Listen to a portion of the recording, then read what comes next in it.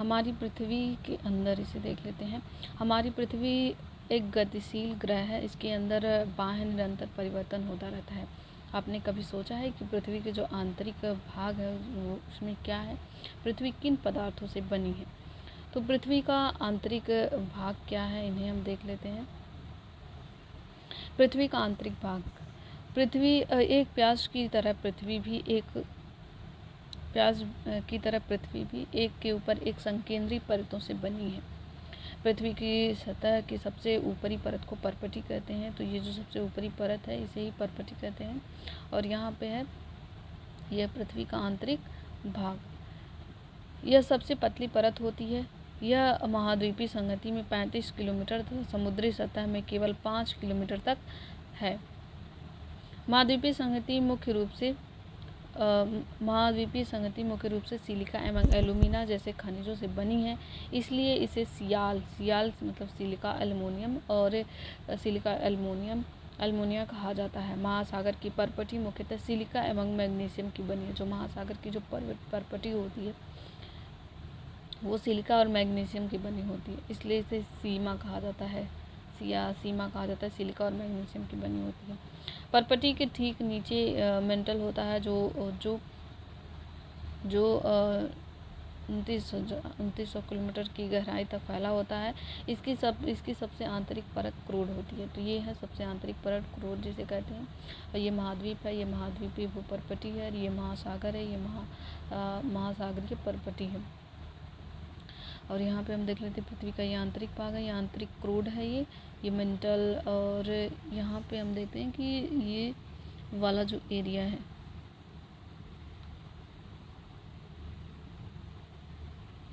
यहाँ ये वाला एरिया आंतरिक क्रूड, और फिर यहाँ मेंटल है, फिर यहाँ क्रूड मेंटल है, सीमा बाह्य क्रूड, ये सारी चीज़ें यहाँ पे स्थल मंडल है। ये जो ऊपर वाला है परत, ये वाली ऊपर वाली परत ये स्थल मंडल है। फिर यहाँ पे हमने महासागर को देख लिया, महासागरीय परपटी को देख लिया। और तो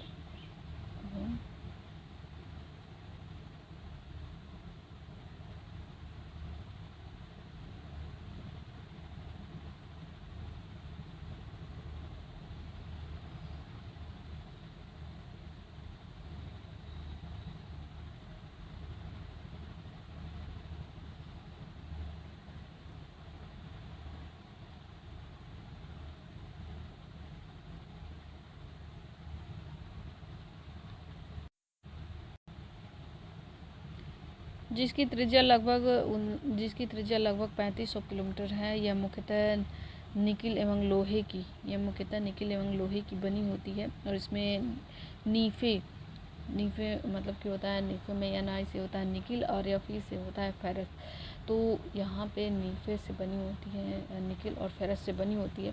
केंद्रीय क्रूड है उसका तापमान एवं दाब उच्च कोटि का होता है। जो केंद्रीय क्रूड होता है अर्थ के अंदर, उसका तापमान और दाब काफ़ी उच्च क्रूड का होता है, काफ़ी उच्च होता है तापमान इसका।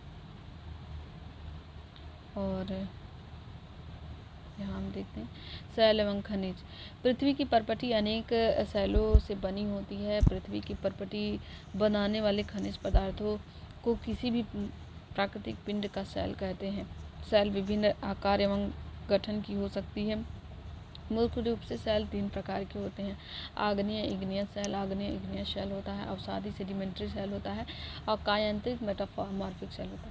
द्रवित मैग्मा ठंडा होकर ठोस हो जाता है। जो द्रवित मैग्मा होता है वो ठंडा होकर ठोस हो जाता है।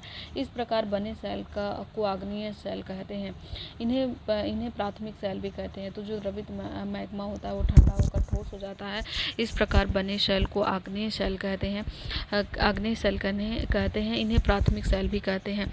आग्नेय सैल 2 प्रकार की होती हैं। तो आग्नेय जो सैलें होती हैं वो 2 प्रकार की होती हैं, अंतर्वेदी सैल और बहिर्वेदी सैल। क्या आपने ज्वालामुखी से निकलने वाले लावा की कल्पना कर सकते हैं? वास्तव में आग की तरह जो लाल द्रवित मैग्मा ही लावा होता है जो पृथ्वी के आंतरिक भाग से निकलकर सतह पर आता है।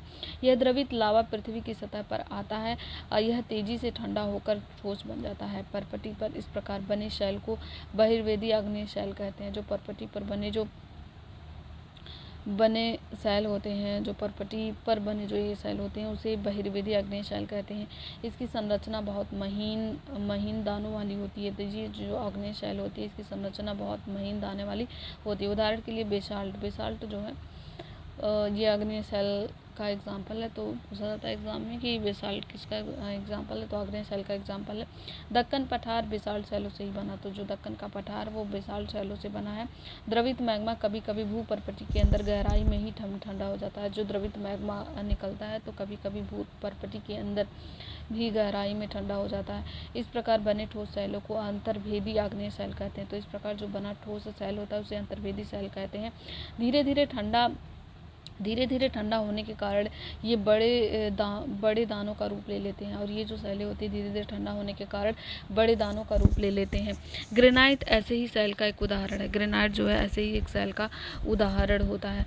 लेई मसाला या दानों का चूर्ण बनाने के लिए जिन अपघर्षण पत्थरों का उपयोग होता है वे ग्रेनाइट के बने होते हैं। तो जो लेई और मसालों व दानों का चूर्ण बनाने के लिए जो अपघर्षण वाले जो पत्थर होते हैं जो घरों में प्राय यूज किए जाते हैं तो वो जो है ग्रेनाइट के बने होते हैं, वो ग्रेनाइट के बने होते हैं। शैल लुढ़क कर चटक कर या एक दूसरे से टकरा करके छोटे छोटे टुकड़ों में टूट जाते हैं। इन्हीं कणों को अवसाद कहते हैं। अवसाद हवा जल आग के द्वारा एक स्थान से दूसरे स्थान पर पहुंचकर जमा कर दिए जाते हैं। ये अदृढ़ अवसाद दक्कन एवं दबकर, ये जो अदृढ़ होते हैं जो अवसाद होते हैं दबकर एवं कठोर होकर शैल की परत बन जाते हैं। जब ये दब जाते हैं और कठोर जाते हैं तो ये शैल की परतें बन जाती हैं। इस प्रकार की शैलों को अवसादी शैल कहते हैं। तो जो इस प्रकार की जो शैलें होती हैं इन्हें अवसादी शैल कहते हैं। उदाहरण के लिए जो बलुआ पत्थर हो गया रेत के दानों से बनता है। तो ये पूछा जाता है कि बलुआ पत्थर किससे बनता है, तो रेत के दानों से बनता है। इन शैलों में पौधों जानवरों एवं अन्य सूक्ष्म जीवाणुओं जो कभी इन शैलों पर रहे हैं के जीवाश्म भी हो सकते हैं। आग्नेय एवं अवसादी शैल उच्च ताप एवं दाब के कारण कायांतरित शैलों में परिवर्तित हो जाते हैं। तो ये पूछा जाता है कि जो आग्नेय और अवसादी शैल है वो रूपांतरित या कायांतरित शैलों में कैसे परिवर्तित होते हैं। तो इसका सही उत्तर होता है कि उच्च ताप और दाब के कारण। जब उच्च ताप और दाब होता है तो इस दोनों की वजह से जो आग्नेय अवसादी शैलें हैं वो कायांतरित शैलों में परिवर्तित हो जाते हैं। उदाहरण के लिए जो चिकनी मिट्टी होती है, मिट्टी स्लेट में चूना पत्थर जो चिकनी मिट्टी जो है स्लेट में परिवर्तित हो जाती है। जब चिकनी मिट्टी होती है वो अधिक ताप या दाब अगर इसे मिल जाता है तो यह स्लेट में परिवर्तित हो जाती है। और वहीं चूना पत्थर को अधिक उच्च ताप और दाब मिल जाए तो वह संगमरमर में परिवर्तित हो जाते हैं। हमारे लिए बहुत उपयोगी है। कठोर शैलों का उपयोग सड़क घर एवं इमारतों बनाने के लिए किया जाता है। जो कठोर शैलें होती हैं इनका प्रयोग सड़क घर और इमारत बनाने के लिए किया जाता है।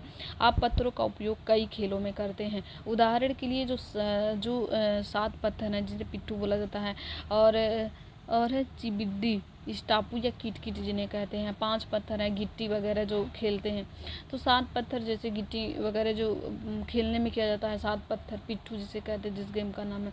और चिबिड्डी स्टापू या किट जिसे कहते हैं ये खेले जाते हैं इन पत्थरों से।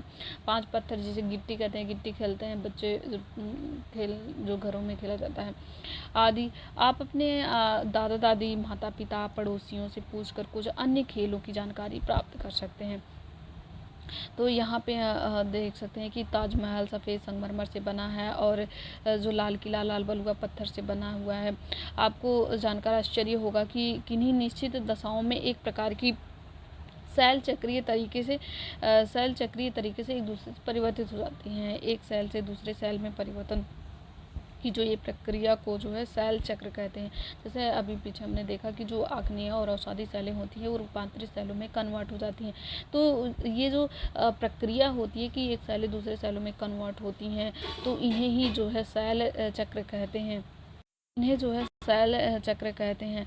और आप जानते हैं कि जो द्रवित मैग्मा ठंडा होकर आग्नेय सेल बन जाता है। अगर प्योर मैग्मा अंदर से निकल रहा है वो तुरंत ठंडा होता है तो वो आग्नेय सेल होता है। इसीलिए जो आग्नेय सेल होते हैं उसमें जीवाश्म नहीं होते हैं। ये आग्नेय सेल जो छोटे छोटे टुकड़े टूट कर एक स्थान से दूसरे स्थान पर स्थानांतरित होते हैं तो वो अवसादी सेल का निर्माण करते हैं। तो आग्नेय सेल से बना अवसादी सेल जब ये टूट टूट करके इकट्ठा होते रहते हैं और ये अस्तर बनते रहते हैं तो ये अवसादी सेल का निर्माण करते हैं। ताप एवं दाब के कारण आप जानते हैं कि द्रवित मैग्मा ठंडा होकर ठोस आग्नेय सेल बन जाता है। ये आग्नेय सेल छोटे छोटे टुकड़ों में टूटकर एक स्थान से दूसरे स्थान पर स्थानांतरित होकर अवसादी सेल का निर्माण करते हैं। ताप एवं दाब के कारण ये आग्नेय एवं अवसादी सेल कायांतरित सेलों में बदल जाते हैं। अत्यधिक ताप एवं दाब के कारण कायांतरित सेल पुनः पिघल कर द्रवित मैग्मा बन जाती हैं। यह द्रवित मैग्मा पुनः ठंडा होकर ठोस आग्नेय सेल में परिवर्तित हो जाता है और ये जो द्रवित मैग्मा होता है वो ठंडा होकर के आग्नेय सेल में परिवर्तित हो जाता है। तो यहाँ पे हम देखते हैं कि ये जो मैग्मा अर्थ के अंदर से यहाँ पे निकली हुई है ऊपर मैग्मा, और फिर इसके बाद जो ये ठंडी हो जाती है तो ये आग्नेय सेल हो जाता है। फिर उसके बाद जो है यहाँ पे तलछट अवसाद, ये जो छोटे छोटे इसके टुकड़े टूट कर आकर के इकट्ठा हुए हैं तो ये अवसाद और तलछट हो गए। फिर उसके बाद ये जो छोटे छोटे टुकड़े इकट्ठा होते हैं और इकट्ठा होकर के आकर के एक अस्तर का निर्माण करते हैं। काफ़ी टाइम ताप, बहुत ज़्यादा ताप और दाब के बाद ये एक तरह से लेयर बन जाती है तो उसे अवसादी सेल कहते हैं। अब इन अवसादी सेलों से टूटे फूटे चीज़ें और जो आग्नेय सेलों से टूटी हुई चीज़ें जब ये दोनों आती हैं फिर उसके बाद यहाँ पर इकट्ठा होकर फिर और ताप एवं दाब पर कुछ अन्य सेलों का निर्माण करती हैं, उन्हें कायांतरित सेल कहते हैं। और फिर